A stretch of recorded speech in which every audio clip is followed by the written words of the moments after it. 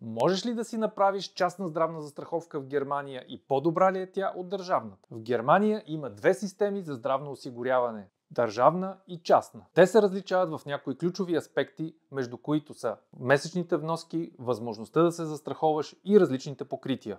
В държавната здравна застраховка важат два основни принципа – солидарност и икономия. Принципа на солидарността гласи, че всички получават една и съща грижа, независимо колко пари плащат. Принципът на икономията гласи, че лечението, на което имаш право, трябва да е най-евтиното възможно, което пак ще свърши работа. При държавната здравна застраховка месечната вноска се определя от твоите приходи и дали си назначен на работа или работиш като самонаето лице. При частната здравна застраховка вноската се определя от твоята възраст, здравословно състояние и покритията, които искаш. В държавното здравно осигуряване влизат автоматично и задължително децата, безработни, ако са записани към борсата по труда, както и назначени на работа. Също и самонаетите могат да влезнат в държавната здравна застраховка като доброволно застраховани. Държавните здравни каси нямат правото да ти откажат здравна застраховка, независимо от това колко си болен и на каква възраст си. Единствено в случаите, когато изобщо нямаш право на държавна здравна застраховка, могат да ти откажат. В частната застраховка може да се застраховаш, ако си държавен служител, така наречените БЕАМТЕ, ако си самонает на работа,